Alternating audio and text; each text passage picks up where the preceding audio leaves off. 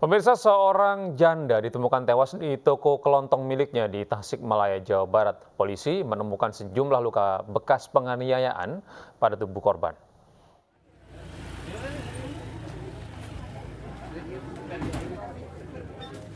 Tim Inafis Polres Tasikmalaya mendatangi toko kelontong milik Juju Juwaria di Desa Tanjung Kerta, Kecamatan Pagerageng. Wanita 46 tahun ini ditemukan tewas mengenaskan dengan sejumlah luka tusuk di tubuhnya. Korban ditemukan di musola toko dengan kondisi kaki terikat dan leher terluka. Polisi yang mengolah tempat kejadian perkara memeriksa sejumlah saksi termasuk keponakan korban yang pertama kali menemukan. Betul, kita mendapat informasi dari warga bahwa ada penemuan mayat seorang perempuan yang juga adalah pemilik warung ini. Saat ini tim dari Polres Tasikmalaya Kota sedang melakukan penyelidikan terkait dugaan penyebab peristiwa ini. Rencananya, jenazah ibu dua anak ini diotopsi di RSUD Sukarjo. Sebelum membuka toko kelontong, korban bekerja di Malaysia dan menikah dengan warga negara Pakistan. Dari Tasikmalaya, Jawa Barat, Asep Juharyono, iNews melaporkan. Seorang suami tega membunuh istri dan anaknya dengan senjata tajam. Warga Bulukumba, Sulawesi Selatan itu diduga depresi dan sudah 3 hari tidak meminum obat penenangnya.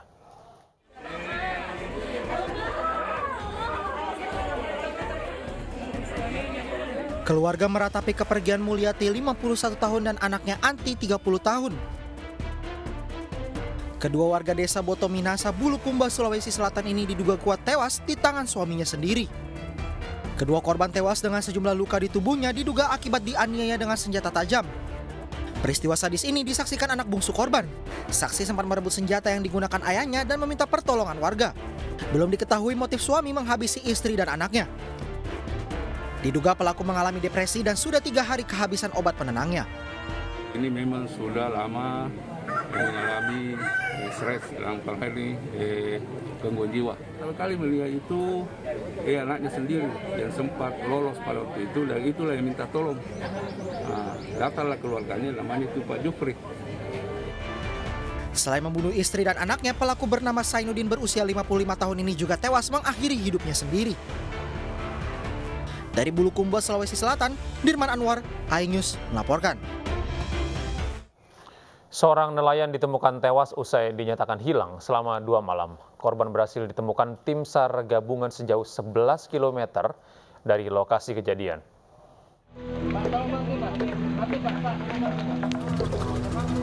Setelah 2 hari pencarian, nelayan bernama Ahmad Damhuri, 51 tahun, ditemukan tewas di perairan Sungai Kampung Batumbuk, Pulau Derawan. Jasad korban ditemukan tersangkut di ranting pohon bakau 11 km dari lokasi hilang. Petugas gabungan Basarnas Unit Siaga Brau bersama BPBD dan TNI Polri langsung mengevakuasi jasad korban. Diduga korban hilang tenggelam usai kapal korban terbalik akibat diterjang hujan badai saat memancing.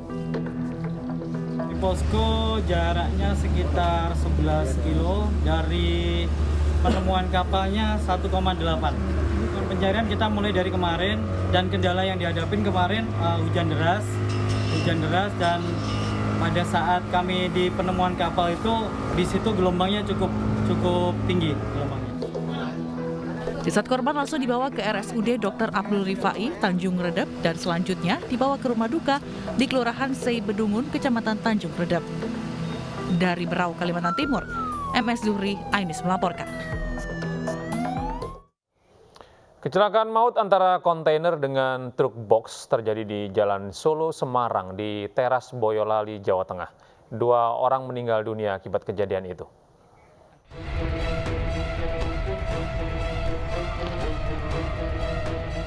Kecelakaan maut antara truk kontainer dengan truk box terjadi di Jalan Solo Semarang, Boyolali, Jawa Tengah, Selasa pagi. Bagian depan kedua truk hancur berantakan dan melintang di tengah jalan. Kecelakaan bermula saat truk kontainer yang melaju dari arah Solo ke Semarang oleng dan menabrak medan jalan. Naasnya di waktu yang bersamaan, truk box tengah melaju dari arah sebaliknya hingga tabrakan tak terhindarkan. Sopir dan kenek truk kontainer tewas di lokasi, sedangkan sopir truk box dibawa ke rumah sakit. Itu meninggal dunia 2 orang, yaitu pengemudi dan kernet dari KBM kontainer. Sedangkan untuk pengemudi dan kernet dari PT Gudang Garam, alhamdulillah dalam kondisi selamat, namun tetap kita periksakan ke Rumah Sakit Indrianti. Akibat kejadian ini, arus lalu lintas dari Solo menuju Semarang dan sebaliknya macet selama 2 jam. Dari Boyolali, Jawa Tengah, Tata, iNews melaporkan. 2 penumpang travel meninggal dunia dan 1 lainnya luka berat akibat kecelakaan yang terjadi di ruas tol Purbalenyi, kilometer 95.500 Purwakarta, Jawa Barat. Diduga kecelakaan terjadi akibat supir travel yang mengantuk.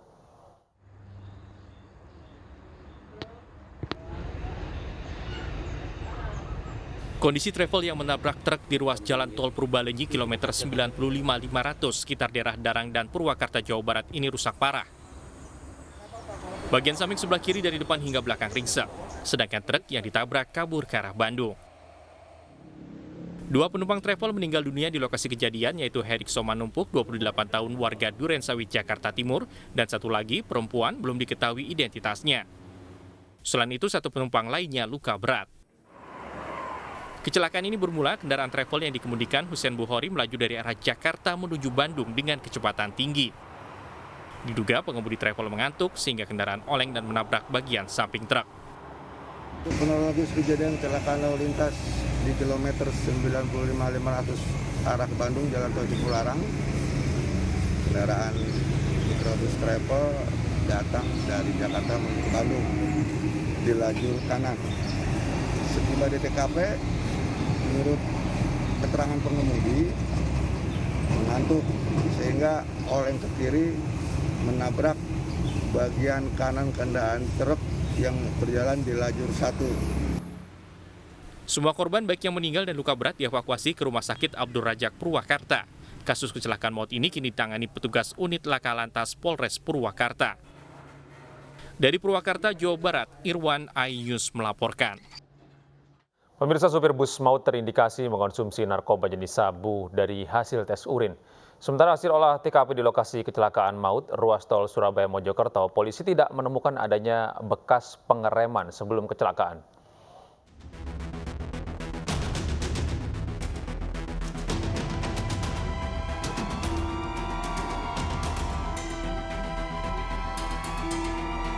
Korlantas Mabes Polri dan Polda Jawa Timur kembali melakukan olah TKP di lokasi kecelakaan maut bus wisata PO Ardiansyah. Hasilnya, di lokasi tidak ditemukan tanda-tanda bus melakukan pengereman.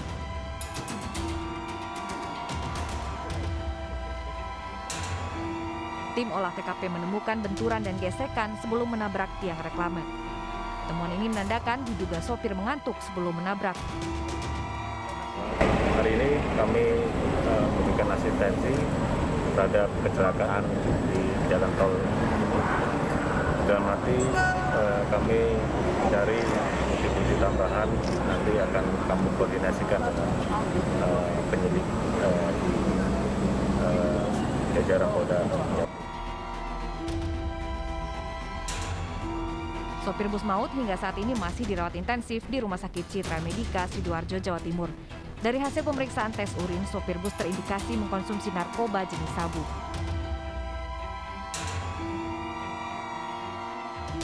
Dan yang kemarin setelah kami dalami dari keterangan dari pengemudi, ternyata ada indikasi pengemudi ini menggunakan sejenis sabu. Nah, ini hari ini kami mengambil darah untuk kita kirim ke lab 4 untuk memastikan kandungan apa yang ada di pengemudi ini. Itu. Indikasi itu muncul dari mana? hasil tes urin sementara, tes urin daripada pengemudi ini.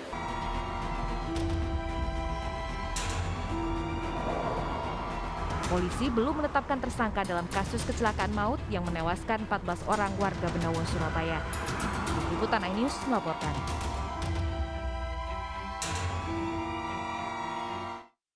Seluruh korban tewas dalam kecelakaan maut bus pariwisata di ruas tol Surabaya Mojokerto telah dimakamkan. Sementara santunan bagi korban tewas dan luka telah diserahkan pada korban dan ahli warisnya.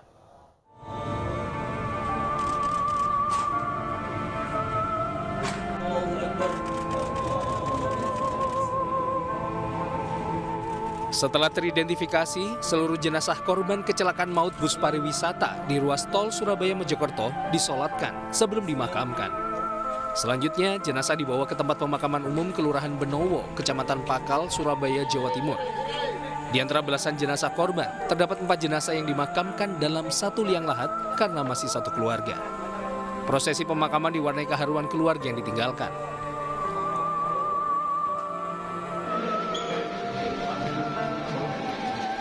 Sementara Gubernur Jawa Timur Khofifah Indar Parawansa menjenguk korban luka dalam kecelakaan maut di ruas tol Surabaya-Mojokerto yang dirawat di Rumah Sakit Citra Medika Tarik Sidoarjo.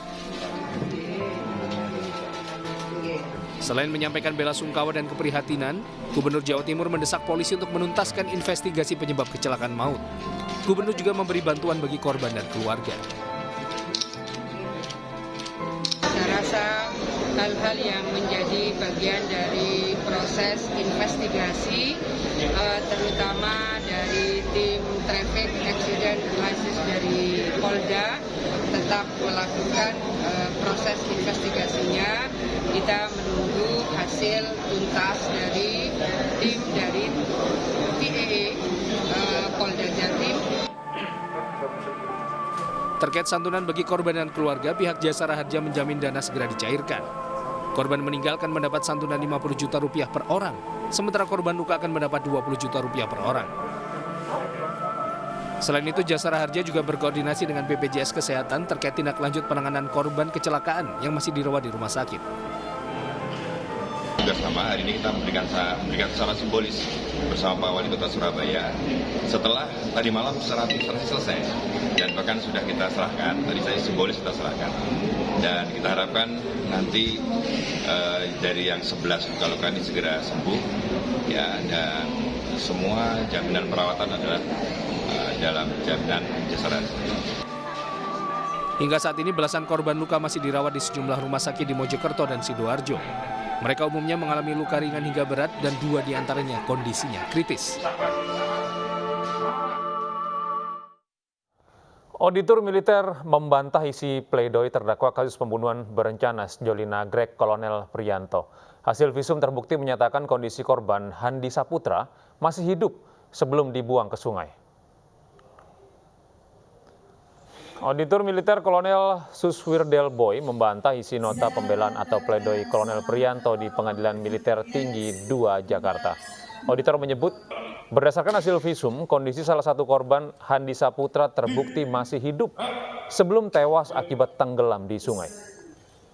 Sebelumnya, tim kuasa hukum terdakwa melayangkan nota pembelaan atau pledoi pada sidang sebelumnya yang membantah tuduhan auditor terkait pasal 338 tentang pembunuhan. Ia menyatakan bahwa korban sudah meninggal sebelum dibuang ke sungai. Tetapi barang buktinya ternyata masih hidup. Setelah dibuang dia meninggal. Makanya inilah sengaja. Dikatakan sebagai sengaja. Sengaja sebagai satu kepastian. Jadi pasti bahwa orang yang sudah pingsan kalau dibuang ke dalam sungai itu pasti. Petugas damkar mengevakuasi 6 pengunjung sebuah gedung pertemuan di Bekasi yang terjebak dalam lift. Lift macet diduga akibat kurangnya perawatan.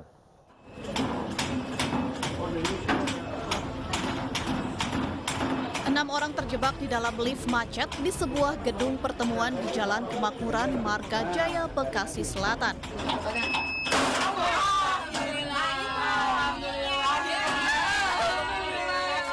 Menggunakan alat bantu, petugas damkar Kota Bekasi membuka paksa pintu lift untuk mengevakuasi para pengunjung. Para pengunjung yang terjebak hendak menuju lantai 2 untuk datang ke sebuah acara. Namun ketika berada di lantai 1, lift tiba-tiba berhenti dan para pengunjung terjebak selama kurang lebih setengah jam. Setelah beberapa menit, pihak damkar berhasil mengevakuasi seluruh pengunjung.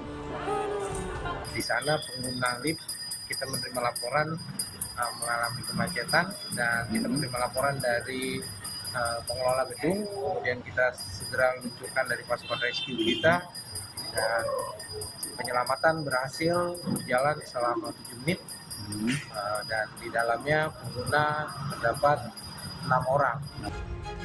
Pihak damkar menduga terjadinya lift macet akibat kurangnya perawatan dari pihak pengelola gedung. Pengelola gedung diminta merawat lift secara berkala agar kejadian serupa tak terulang. Dari Bekasi, Jawa Barat, Rahmat Hidayat, iNews melaporkan. Korban keracunan makanan dalam pesta pernikahan di Pangkep, Sulawesi Selatan terus bertambah. Ada 40 orang yang mengeluhkan gejala mual, pusing, serta diare.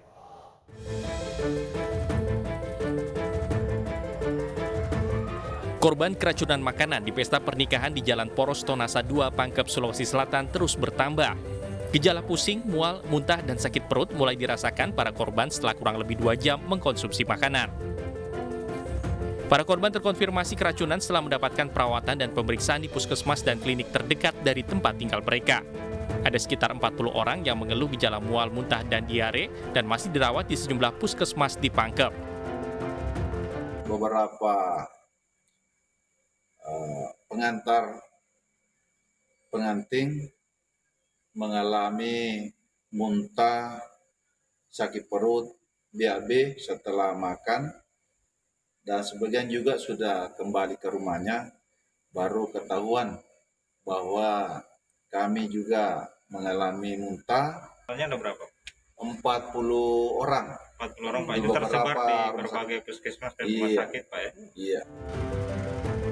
Dinas Kesehatan dan polisi masih memeriksa sampel makanan untuk mengetahui penyebab pasti keracunan massal ini. Dari Pangkep, Sulawesi Selatan, Saharudin, iNews melaporkan. Pemirsa, Kejaksaan Agung menetapkan satu lagi tersangka baru korupsi minyak goreng, yaitu Lin C. Wei alias Wibianto. Total tersangka kasus minyak goreng kini berjumlah 5 orang. Berdasarkan hasil ekspos yang dilaksanakan pada hari ini, telah menemukan alat bukti yang cukup untuk menetapkan seseorang, yaitu saudara LCW atau WH sebagai tersangka. Berdasarkan surat perintah penyidikan nomor PRIN 26-P-2-F2-FD2-05/2022 tanggal 17 Mei 2022 dan surat penetapan tersangka nomor TAP 22-F2-FD2-0522 tanggal 17 Mei 2022. Selanjutnya, untuk memperlancar dan mempercepat proses penyidikan terhadap tersangka, dilakukan penahanan selama 20 hari sejak hari ini, tanggal 17 Mei 2022, sampai dengan 5 Juni. Pemirsa, kita beralih ke informasi lain. Penyakit mulut dan kaki atau PMK yang menjangkiti hewan ternak hingga kini sudah terdeteksi di 13 kabupaten di Jawa Tengah. Namun masyarakat diminta untuk tidak panik. Hal tersebut disampaikan Gubernur Jawa Tengah Ganjar Pranowo saat memberikan bantuan terkait pencegahan PMK kepada kelompok ternak muda mandiri di Kelurahan Mandiri, Kecamatan Gunung Pati, Kota Semarang. Bantuan untuk melindungi hewan ternak yang belum terinfeksi PMK ini diantaranya berupa obat-obatan, vitamin, alat semprotan, dan disinfektan. Data terkini penyakit mulut dan kaki sudah terdeteksi di 13 kabupaten dengan jumlah hewan yang positif PMK sebanyak 48 ternak. Meski demikian, masyarakat pun diimbau untuk tidak panik dan tetap waspada. Kelompok ternak ini untuk mereka nyemprot kandangnya, maka semua sekarang kita minta untuk siaga, tapi nggak perlu panik ya, nggak perlu panik karena ya alhamdulillah masih terkendali, tapi kita tidak boleh lengah. Maka kemarin teman-teman bupati itu ada yang keliling masuk ke pasar-pasar hewan, ngecek itu, menurut saya itu cara yang paling bagus. Tapi sekali lagi surveillance-nya mereka sedang berjalan, para dokter hewan juga sampai hari ini mereka siaga. Sekali lagi saya ingatkan masyarakat nggak perlu panik ya, karena Antisipasi penyebaran wabah penyakit mulut dan kuku, pemerintah daerah Kabupaten Bandung Barat menutup distribusi hewan ternak yang datang dari daerah wabah PMK. Sementara pasar hewan di Banjarnegara, Jawa Tengah ditutup 14 hari pasca temuan ratusan sapi terdampak penyakit mulut dan kuku.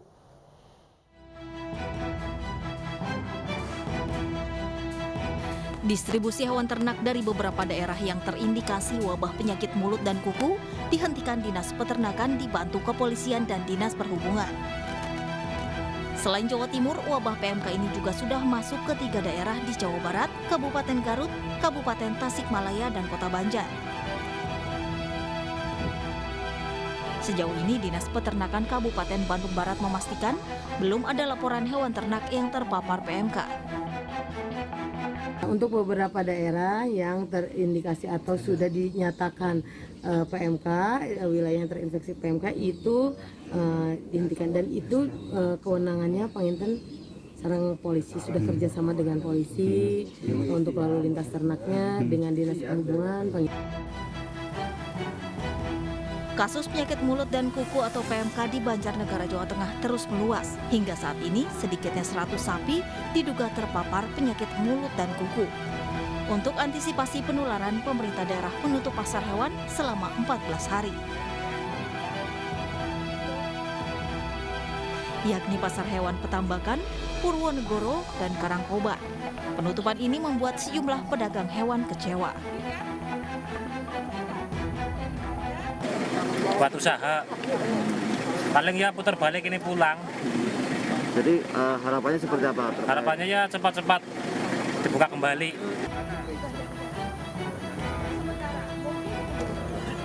Untuk mengantisipasi penyebaran PMK, pasar hewan juga akan disemprot disinfektan oleh petugas serta memberikan edukasi kepada para pedagang. Sementara, ya, ini kan sementara. Dari mulai hari ini tanggal 16 sampai tanggal 29 Mei, kebijakan yang paling tepat ditempuh oleh pemerintah Kabupaten Banjarnegara adalah menutup sementara pasar hewan, semua pasar hewan.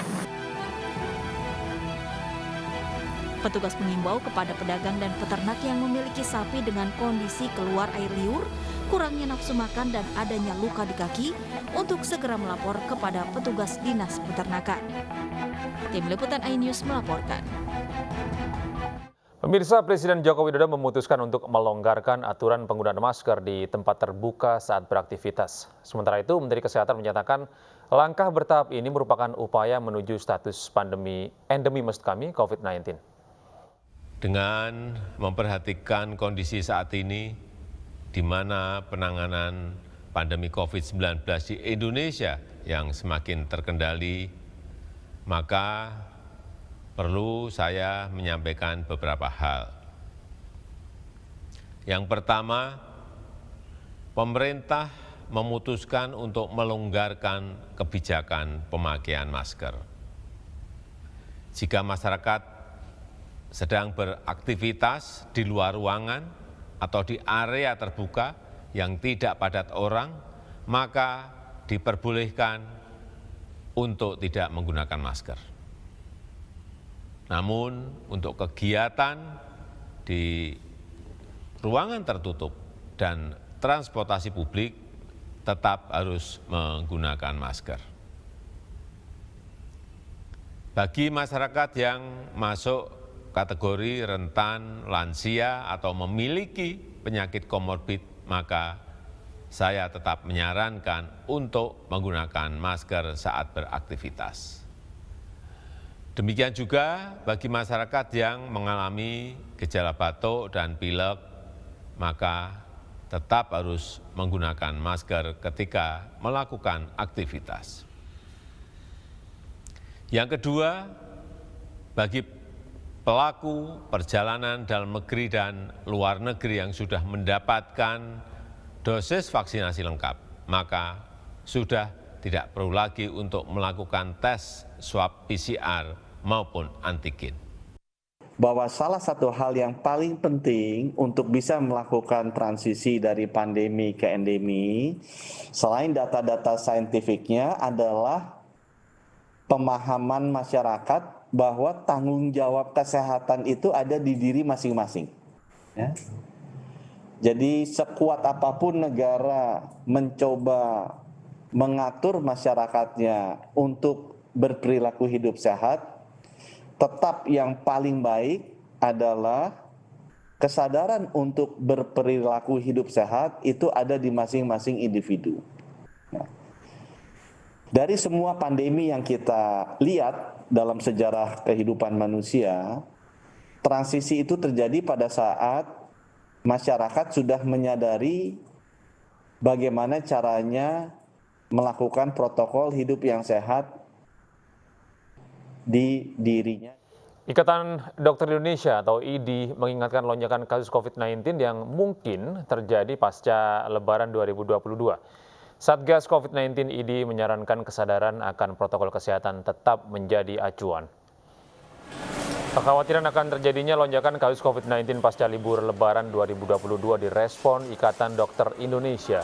Satgas COVID-19 IDI memperkirakan risiko lonjakan kasus masih sangat mungkin terjadi. Indonesia harus belajar dari Tiongkok dan Amerika yang mengalami lonjakan kasus COVID-19 meskipun telah mendeklarasikan endemi.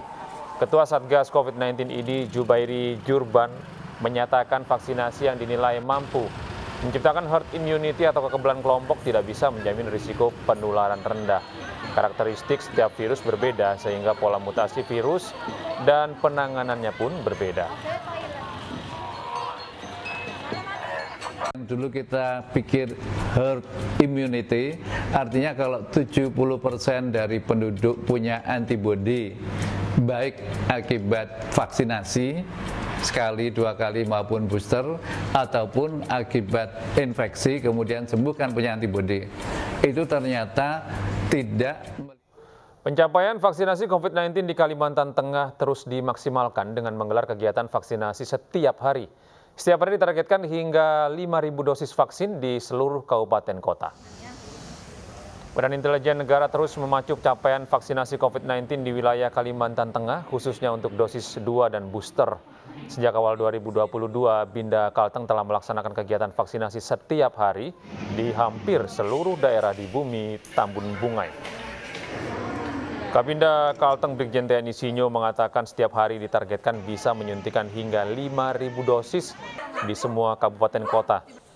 Masyarakat pun diimbau untuk memastikan kesehatan dalam kondisi baik agar hasil vaksinasi maksimal.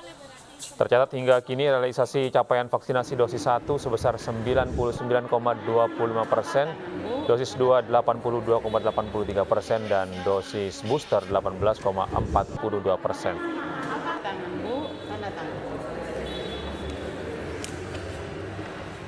Pemirsa, ribuan petugas penyelenggara haji bersiap untuk memberikan layanan terbaik bagi jemaah.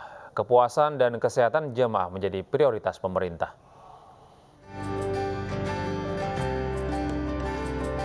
Persiapan penyelenggaraan ibadah haji 2022 terus dimatangkan, termasuk melatih 1.900 petugas haji yang akan bertugas ke Tanah Suci. Petugas penyelenggara ibadah haji Arab Saudi memiliki tanggung jawab melayani jemaah sejak tiba di Tanah Suci hingga kembali ke tanah air, termasuk memberikan informasi yang jelas terkait masalah teknis penyelenggaraan ibadah haji. Bimbingan teknis petugas haji dibuka Menteri Agama Yakut Khalil Qaumas. Dirjen dan seluruh jajarannya termasuk Bapak Ibu sekalian, calon petugas haji ini memberikan penjelasan yang sejelas-jelasnya. Kenapa pemerintah Saudi Arabia memberikan batasan umur 65 tahun. Selama seminggu, petugas haji mendapat bimbingan dari berbagai fasilitator ibadah hingga kesehatan sebagai persiapan layanan terhadap jemaah. Tahun ini, jemaah yang akan diberangkatkan hanya 100.051, setengah dari jumlah tahun 2019.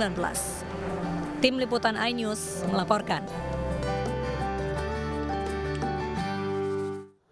Pemirsa, Indonesia menjadi tuan rumah rangkaian pertemuan sesi ke-7 Global Platform for Disaster Risk Reduction 2022.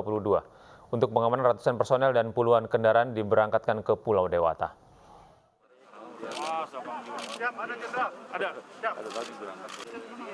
Kendali operasi atau BKO ke Nusa Dua Bali.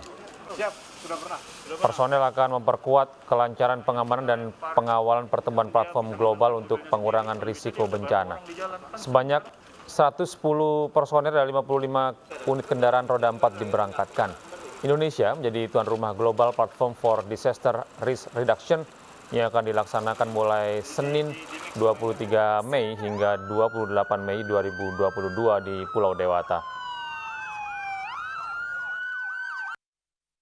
Kita Korlantas diminta untuk memperkuat jajaran Polda Bali. Oleh karena itu pagi ini kita cek kesiapan kendaraan, personil yang akan diberangkatkan. Semuanya berjumlah 110 BKO di bawah kendali SOPS di sana. Kita memberangkatkan 80 personil dengan kendaraannya, 30 nanti dari Polda Jatim. Nah, itu akan diberangkatkan pagi ini untuk kesiapan kita. Polisi Israel kembali melakukan tindakan kekerasan di Yerusalem. Informasi dari mancanegara akan hadir usai jeda.